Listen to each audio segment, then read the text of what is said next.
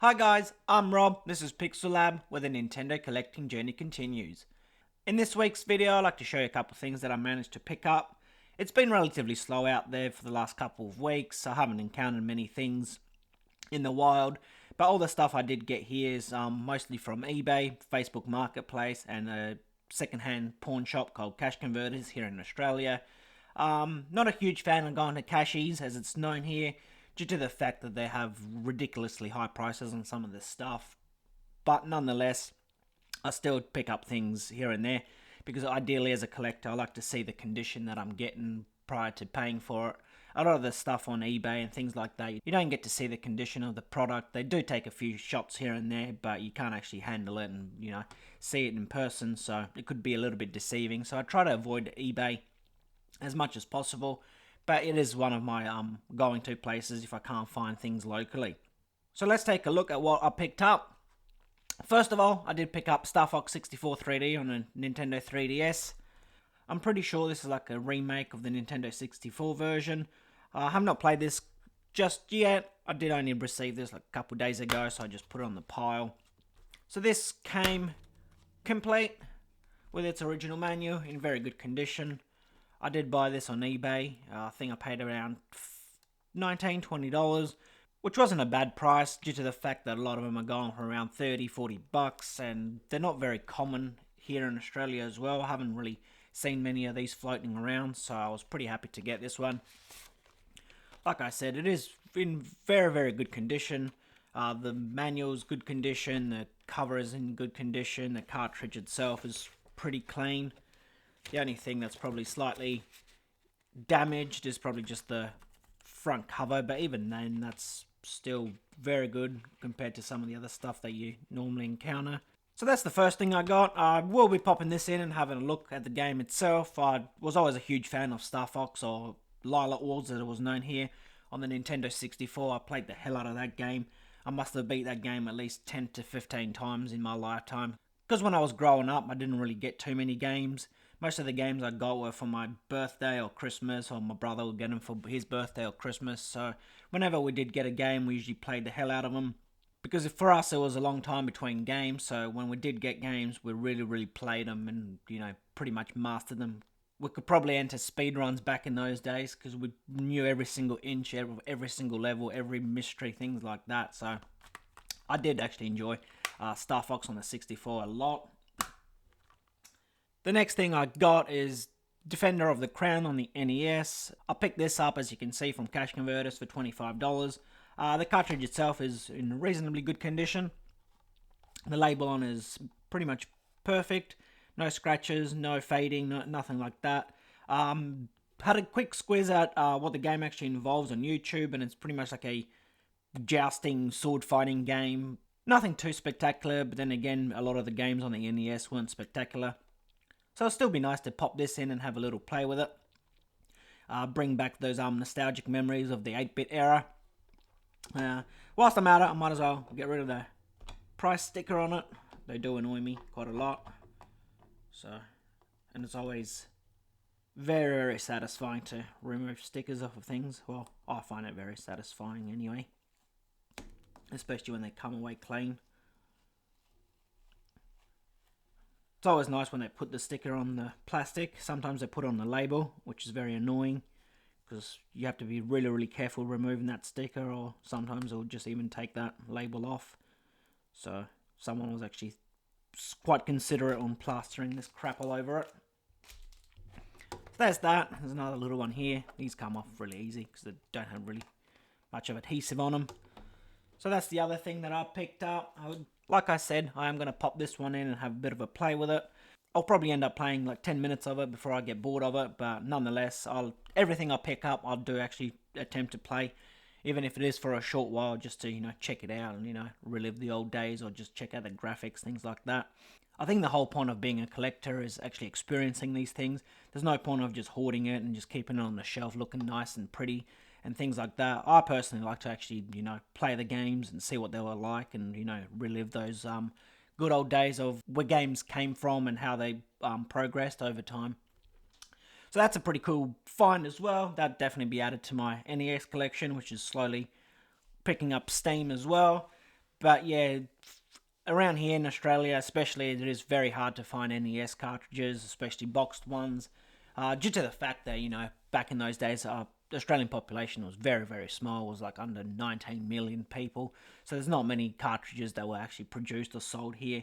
And if anything that was sold, you know, got binned, trashed, things like that. And so it is actually quite fun to actually find all these older games.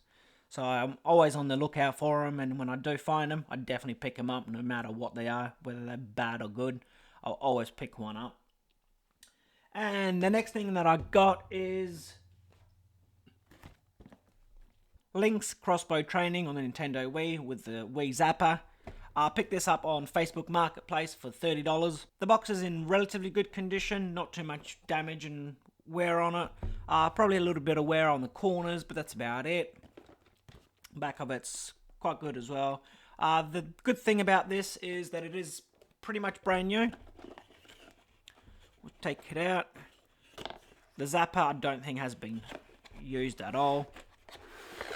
Or maybe it has, because there are a few little nicks and scratches on it here and there and a bit of dirt. So probably the Zapper was used.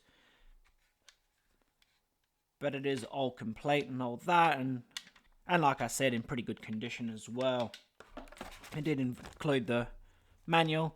The manual's a bit crinkled and things like that, probably lying around, but it is complete. But the other good thing about this is that the actual game itself is still sealed. So obviously they bought the Wii Zapper and probably used the Wii Zapper, but never actually played the game. As far as I'm aware, the game is not that great, so I do understand why they just wanted the Zapper and not actually experience the game itself. As I've mentioned in previous videos, I do not have a Wii system at the moment. I am actually on the lookout to find one. So once I do get one, I'll actually experience a lot of these Wii games again. I did have a Wii at one stage, but I did trade that in, so I'd missed out on a lot of the Wii shovelware, as it was known. From what I can remember of the Wii days, there wasn't too many great Nintendo first-party titles, and anything that was first-party Nintendo I already own.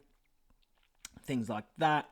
A lot of the shovelware I don't pick up due to the fact that I just don't want it cluttering my house, and if I do find it in bundles and things like that, I try to bundle it up and resell it on, which creates a little bit more disposable income to find other new things for the collection that I actually want. But yeah, that is also another thing that I picked up this week. And finally, we're moving on to the big hitter of the bunch, and that is the Nintendo Switch Lite Zacian and Zamazenta edition. I picked this up on Facebook Marketplace locally. I paid $270 for it, which I was very, very happy with. These things sold out in Australia very, very quickly, so I could not find one in shop. And even if I wanted to, I cannot find one now. So when I did find someone selling this one for $270, I knew I had to pick this up due to the fact that a lot of them are selling for like $400, $500 on eBay. Facebook Marketplace as well. A lot of the people are holding on to these, or if they are selling them for ridiculous prices due to the fact that it is Pokemon, and Pokemon is very, very highly collectible. So we'll just pop him out and have a look at the console itself. I'm personally not a huge Pokemon fan. Never really got into the games or the cartoons, things like that. But I am a Nintendo fan, and I do love different variations of consoles. So whenever I do find different ones that I, can afford and want to spend the money on, I usually do pick them up. So there we go. It's still packaged. It's not, obviously it's missing its plastic around it, and it actually did come with a little insert still, and then the charger itself is still wrapped up, so that is great. So we have that in box, that's awesome. And the console itself does come with a protective filmy thing, rubber on it, which I actually want to get rid of because it's yellowed and disgusting. But then again, that is a good thing because that means the console has been protected. But let me just get rid of that crap.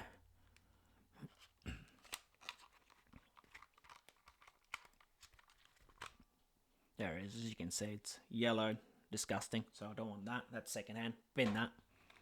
And the console itself, awesome. Not a scratch on it. Love it. Let's have a look if we got lucky and got a micro SD still in it. That's a negative. Also, this seems to have a screen protector on it, which I'm not sure if I want to remove. I think I do want to remove it. But ideally, I don't want to play this console. I want to just clean it up and just put it on the shelf and add it to the Nintendo Switch collection. If I can get my fingernail under there, I will remove it.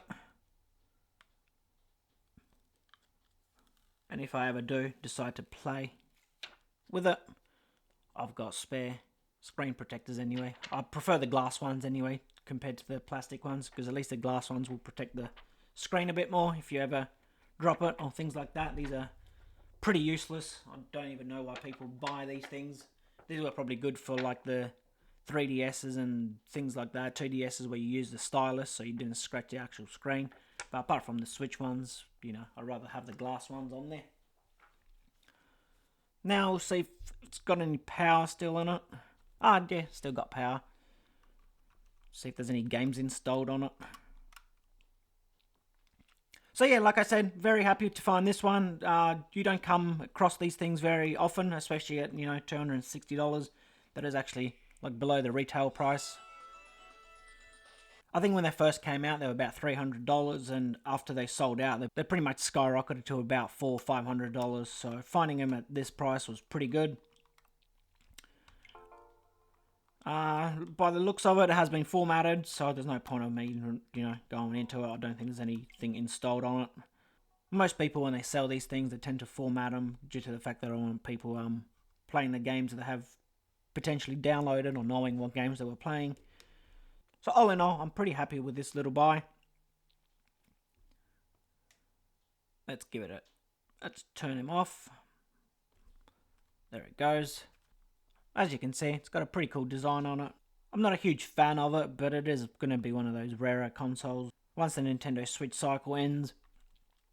So anything that's, you know, limited edition will always increase in value and be very highly collectible. So like I said, even if I'm not a fan of the franchise itself, I do try to pick it up if I got the cash lying around. So I think this is all for this week's video. I hope you enjoyed it. If you did, please consider subscribing. And next week is a new week for game hunting. So I'll catch you in the next one. Bye.